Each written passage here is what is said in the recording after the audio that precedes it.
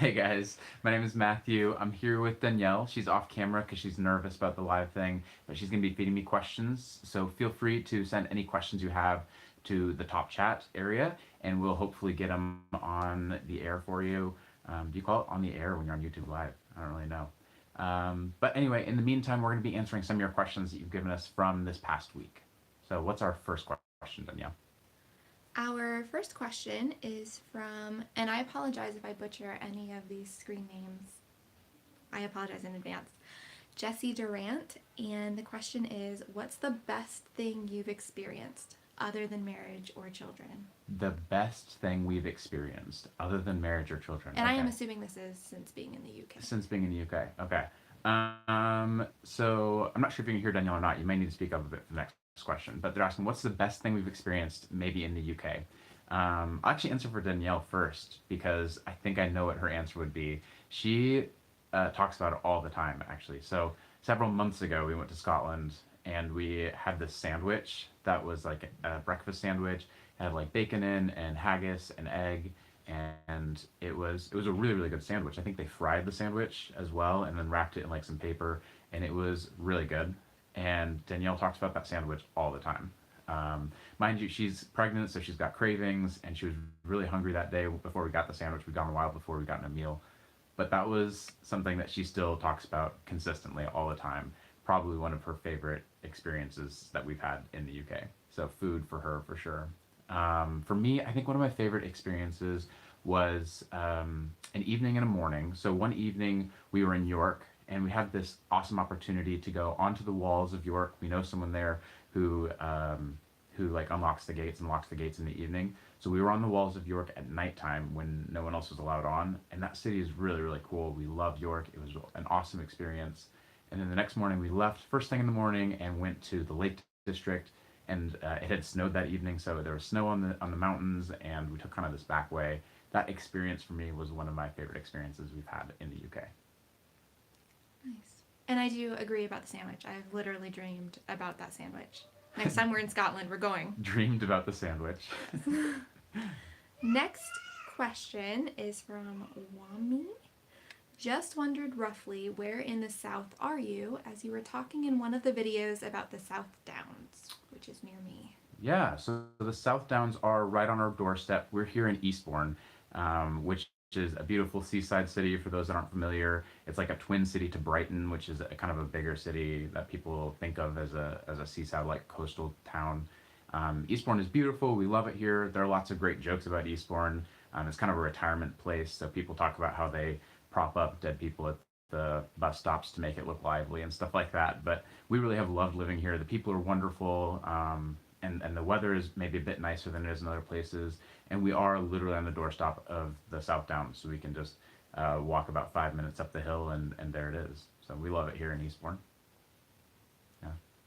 Nice. And speaking of weather, can I have some asked, how are you finding the lighter evenings now the clocks have gone forward? Yeah, the lighter evenings. Yeah, so I think that there are like pros and cons to lighter evenings. I'll talk about the pros first because there are a lot more pros, I think.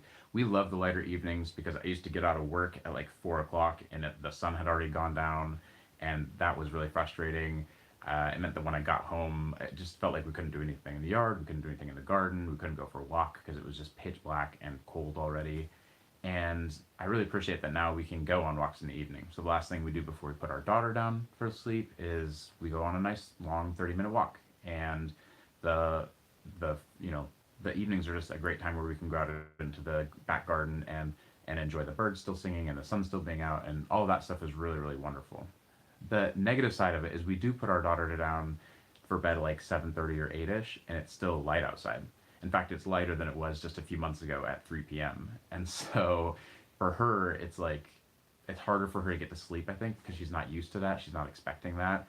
And the other side of that is it's also lighter in the morning as well. And so like this morning we were woken up at like 4 a.m. and she's like, "Is it morning time?" She's like tapping on the door on our bedroom door, like, "Is it morning time?" We're like, "No, go back to sleep." So I think there's pros and cons to it, but we'd much prefer to have the lighter days than the long, cold, nights. Yeah. From Matt Fraser, I've watched a few of your episodes, but I've never seen you guys say where you are from in the USA. Yeah, where we're from in the USA. That's a great question because it's not. Uh, it's actually a hard question. The reason that we don't normally say where we're from in the USA is because it's kind of a long answer. So Danielle and I were both born in Georgia. Very different. Like we never knew each other or families or anything like that. But it's a big place. But we were born. That's in the south of the USA. And then for me personally, I lived in several states, but in my childhood, I spent most time in Colorado. So that's normally where I consider home. But I went to university in Kansas, which is central. Colorado is mountainous if you're not familiar with it. And then my wife and I, when we got married, we went to Texas, and then we were there for 2 years, and then moved to Indiana, which is kind of central as well, but a bit more eastern. And so we've lived there for the last 3 years before we moved here to England. And Danielle has lived literally everywhere. Her family was a military family, so growing up, they spent about 2 years in each of a dozen or more states. So they've both coasts, Washington and Rhode Island, Virginia, Maryland, plus a lot of central states like Kansas and Utah and Oklahoma. So there's literally like 7 or 8 more states that don't know where all she's lived. But her family originally hails from Wisconsin, so both her sets of grandparents are still living there. They grew up in family farms, just a little bit away from each other. So Wisconsin is kind of where she considers home. Although that's not quite fair because she doesn't really have a home. She just kind of goes everywhere. Yeah. Wherever my family's at. Hmm. And actually, one of the live questions from Dave Greenwood: do you walk a lot more here in the UK than you did in the States? Oh, certainly. Definitely walk a lot more here. I think in the US we tried to be like really intentional about going out for walks, so a lot of evening walks. But here, though, if we need to go pick up some milk or something because we're running a bit low, we would literally walk to our local, our Sainsbury's local is where we'd go walk, or to our co-op or something. Whereas in the States, if I needed milk, I would definitely drive to go get milk, even if it was just 1 gallon of milk. That's all I needed. We walk far more here, and I'd say, at least in our experience, that pathways, or the U.S. would call them sidewalks, they're just better maintained here. That obviously depends a lot on where you're at in the U.S. or in the U.K., but in our experience, we've found that pathways are a bit better here. Yeah, so, and I will say one other caveat to that though is when I was growing up, I did a lot of hiking. So I used to go on an activity where I'd go for several hours walking, whereas nowadays, we would do more shorter stints of walking here. Next question comes from Superman. Hi, Schaefer family. Has your kid picked up a British accent? That's the first part, so you should answer that, and then I'll give you the second part. Okay, so first part, Willow does have a bit of a British accent. Not always. Most of it sounds pretty American, and toddlers all kind of sound a bit jumbled anyway.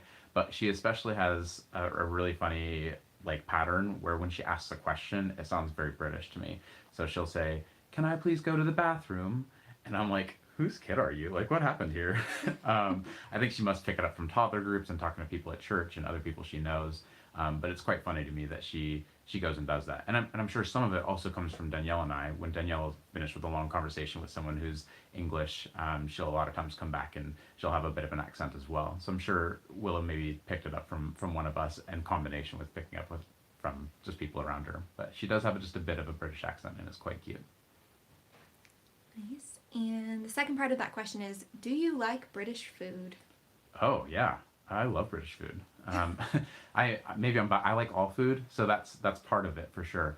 But we've really come to love a lot of foods here that are not necessarily as prevalent in the States. I think with a global economy, you can probably get most foods in most places, but we really love Sunday roasts. That's something that isn't as common in the States as it is here. We love those. We love all sorts of stuff. Curry. I'm a big fan of curries. I'm a big fan of even some of the more regional things. Danielle said her favorite food. She says maybe her favorite food of all time. Like, this is how much that sandwich I was talking about earlier like affected her. She loved that haggis sandwich. So that's something we certainly can't get in the States. So British food, I think we've really come to love a lot. Yes. Another live question from Lee Cow. Have you found yourself using British words and slang in everyday language? Oh yeah, yeah. Danielle kind of teases me about this a bit because, well, I just said a bit. That's something I would have said in the U.S. I've also been saying quite frequently. I say words like naff quite a bit. That comes from my friend Ben. So here's your shout out if you're listening.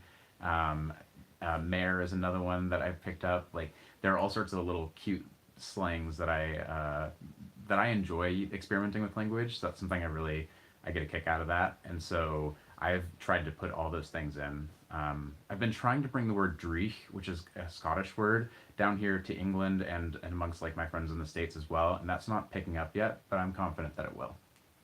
Did you mention that you also say bits and bobs? Bits and bobs, yeah, Yeah. I love bits and bobs. Hods and zods, bits and bobs. Oh, another question, and this one I really, really will botch, but Miss Davies, or LWYS, you've mentioned in other videos that you have visited other parts of the UK, such as Scotland, and other parts of England. Have you ever visited Wales? And if so, where did you go? Yeah, we've been to Wales actually on 3 occasions. Um, the first time we were coming out of like Liverpool, Manchester area, and I'm not exactly sure where we went to, but we dipped down and visited a couple castles, like kind of right along that border, and those were actually some of our favorite castles we've seen in the UK. I don't want to say my favorite because that sounds biased, but they were probably my favorite. I really appreciated those castles a lot. Another time we went and spent time in Aberdavi, which is on the coast. If you're not familiar with Wales, so that's like a beach town. It wasn't beach town weather though. We went in the winter and it was super rainy and actually kind of snowed a bit. So that was fun. And then we've also been to, I can't remember, is it Cardiff? Is that the, The airport. yeah. We also went to Cardiff. We spent a little bit of time there, passing through. And then when we were in Aberdavi, we actually traveled all around through kind of the Wales area. So we went up into Snowdonia and we kind of traveled around to different. Basically, we tried to kind of a tour of all of Wales. So we drove to Aberdavi from southern England. So we kind of stopped a bit and saw different things in Wales. So we loved Wales a lot. Actually, it was a really really beautiful country. I love how green it was. We were there in the winter, and all of the UK is very green even in the winter. But I think Wales is the greenest, based on our experience and what we've seen. It was really green and just so beautiful, absolutely gorgeous. Need to interrupt you Yes. just for a second. It's Lewis, and thank you for being so gracious when I completely butchered it. I appreciate it. Ah, Yes. Um, have you tried toad and in the hole? Toad in the hole. Oh, you'll have to remind me what that is. I've looked it up, I think, um, and I may have even had it. Someone maybe gave it to me, but I don't think I I can't remember. Ooh, it's like an egg. Oh yes. Toad in the hole or sausage toad is a traditional English dish. Sausages in Yorkshire pudding batter. I was wondering if it was a Yorkshire pudding. Okay, yes, I've definitely had it, and quite fond of Yorkshire pudding. And then yeah, it's sausage and egg in the Yorkshire pudding, right? Yes, sausage baked in Yorkshire pudding. Wonderful. Yeah. Love Yorkshire puddings. We've had other Americans come visit us, and they're not necessarily as big a fan of it. I think it's a weird dish to get used to, but I'm actually a big fan of Yorkshire pudding, and I love it when it's served with a lot of vegetables as well. I think that's a big deal for me, and some gravy on top. Mm. Nice. And this next question we've received several times in different ways, but it's a question just relating to what are the differences that you've noticed between American TV and British TV? Ooh, yeah.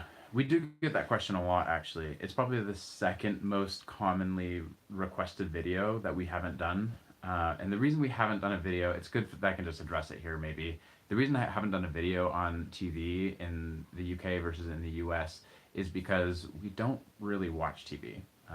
In all the homes we've lived in, we a lot of times don't even have a TV, and we just occasionally will watch Netflix or something, but we're not big on like in the U.S. we call it satellite or cable TV. Over here, I think you've got to get a license for it. And it's not something that we just really do very much. There are a few differences I've noticed. So I spent some time watching TV with like some Scotsmen and some Irish people while I was in Scotland.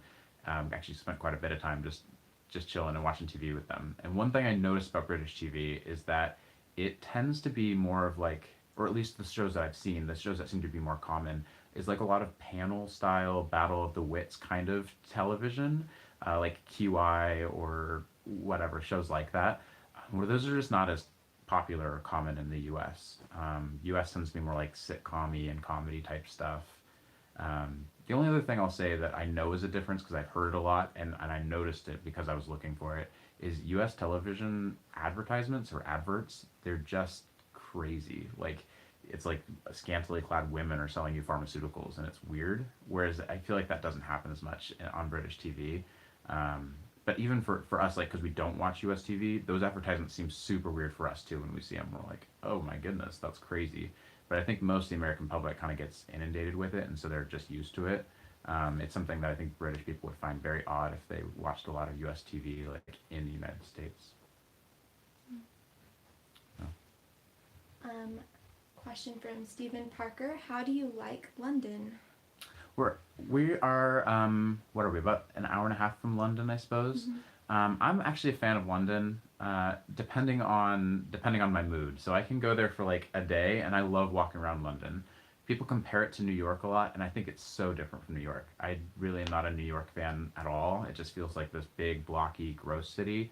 Whereas London feels like it has a lot of character. Like there's a lot of old buildings and new buildings, and there's a lot of interesting juxtaposition with like centuries old churches next to like where some bombings happened and there's history and there's all this stuff that's going on. So I think it's really fun to be there for a day.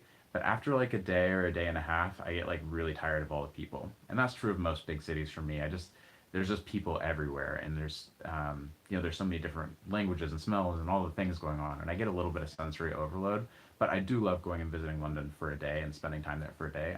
I really do particularly enjoy that. Um, this is another question that we've received multiple times, but essentially it is, do you feel more safe in the UK than the USA? Yeah, we do get that question a bit. And I think a lot of times when this question gets asked, it's a bit politically motivated. Like we're talking about gun culture a bit. The short answer to the question, do I feel safer in the UK, is no. But there's like a lot of privilege that goes with that. The reason that I don't feel safer here is because I probably feel about equally safe in the US as I do in the UK. We really have a lot of privilege going for it. Like we're white and I'm male and I grew up in like a middle class family that owned guns and I kind of all of those bits. And so in a lot of ways, just the neighborhoods that I tend to live in, or even if I do live in kind of a little bit worse neighborhood, my experiences growing up have really affected how I view guns and gun culture. I'm also not particularly afraid to die anyway, so there's like all those kind of elements that kind of come through to where we've not really had any issues with gun violence or violence in general in either place.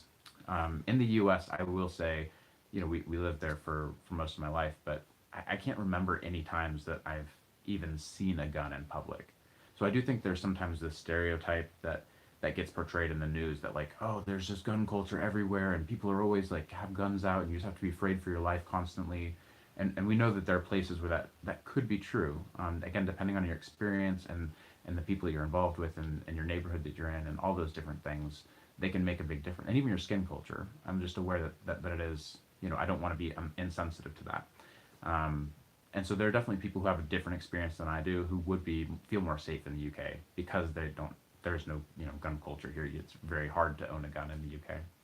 And then just to give one other contrary opinion, we have a friend who spent 10 years of his life growing up in the UK and has also lived for a long time in the US. And he personally feels like you could actually maybe get in more trouble in the UK, pick a fight or whatever from shooting someone a look. And again, I think that has to do with what neighborhoods he was in and his experiences and those things as well. But the US and the UK, I'd say for us, have felt equally safe. Let's see. Oh, from Lee Cal, do you follow other YouTubers, especially Americans traveling abroad? Yeah, we do. There are a couple that we really appreciate. The Traveling Ravens are actually here right now. They travel a bit. They've been in Korea. They were recently in France. I think they're back in the UK now. We appreciate some of their content. So if you're interested in more Americans, they're the ones that we would probably recommend. There's also a Canadian, what's her name? Sleeping in Naps, I think. Oh no, Naps and Adventures in Naps. That's hers. Um, and she's got a great channel as well. I think she's actually in Canada right now. I think she got her visa was up or something, so she had to go back to Canada. But has spent the last 5 years or so in the UK, and she has a lot of interesting comparisons between Canadian culture and UK culture. So we appreciate both of those YouTubers a lot. And we're probably going to have to wrap up in another minute or two, so I'm going to try to grab a couple more questions. Great. But thank you guys so much for sending so many questions, and I love all of these comments. They're awesome. Let's see. Yeah, it says you're live. Okay, great. Sorry, guys. It looks like I dropped for just a second. But it's switched the other way. How do we switch it back? Sorry, guys. We're got a sneak peek of the bedroom. Okay, is that better? Yeah, that's way better. Hey. That's your face. Sorry, guys. We dropped stream for a second, but we're back just to answer a couple more quick questions. The one we were talking about was someone asked tea, coffee, or hot chocolate. I prefer the taste of hot chocolate, but my waistline just can't afford hot chocolate. So I drink a Yorkshire tea every morning. When I was in the States, though, I was more likely to pick up a coffee. Oh, that's probably not even true, is it? I was probably even doing tea in the States, wasn't I? Yeah, you were. I was doing a different tea. I was doing like a Thai tea, a chai tea thing. Yeah. But yeah. So tea, I think, is the answer. I'd probably ask for a tea. Awesome. And last question. It's so hard to choose, and I would love to do maybe another one of these so we could hit all of these next time. But what is your favorite British dessert? My favorite British dessert. Ooh, that's a good question. I think I really like, what are the little pies called? From Christmas time. Oh, why can't I remember? Mince pies, yeah. I really like mince pies a lot. And maybe it's like all the things you can put on them, like brandy butter or whatever. And they're also like a little bit different no matter where you go. But I like a little bit of spiciness. And I really appreciate mince pies quite a bit. So that's probably my favorite British dessert. Cool. Well, I guess that's the last question that we have time for today. But I have one last question to leave you guys all with, which is if you had something that you wanted us to cover, a topic or a different format or whatever, please feel free to drop those in the comments. Let us know what kinds of things you would like us to talk about in the future. We thank you guys so much for tuning in. We really appreciate all your questions and your engagement, and we hope to see you guys next time.